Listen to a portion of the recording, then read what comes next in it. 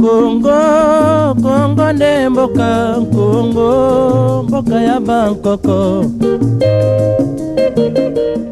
Compte rendu de la 15e réunion du Conseil des ministres du gouvernement provincial du Bas-Ouili.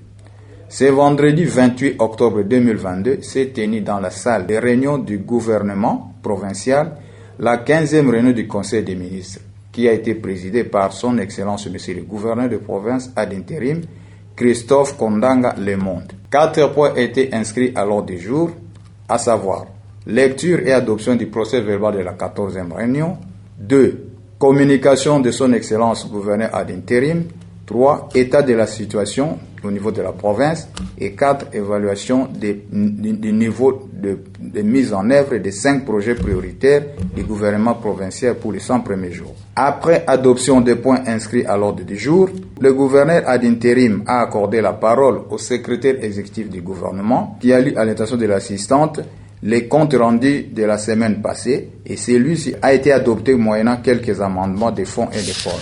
Et la communication de son Excellence Monsieur le gouverneur ad intérim.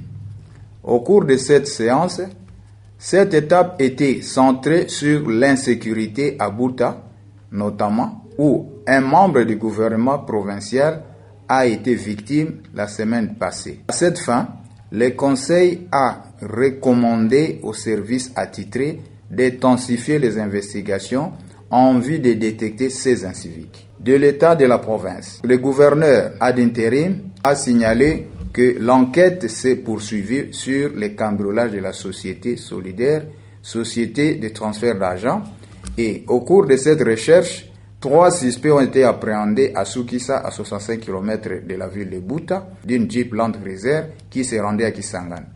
Également, un policier a été appréhendé avec une somme de 8 millions de francs congolais, tous en billets de 20 000 francs congolais. On a noté également 2 décès des enfants de moins de 5 ans signalés dans le territoire de Bambessa, tous tués par des malades mentaux à différents villages. Un décès également d'une femme de 40 ans environ au quartier Mungbandi, mardi le 24 octobre 2022, lors d'un éboulement d'une latrine en terre battue mal construite. Il y a également irruption des éléphants dans un village à Monga.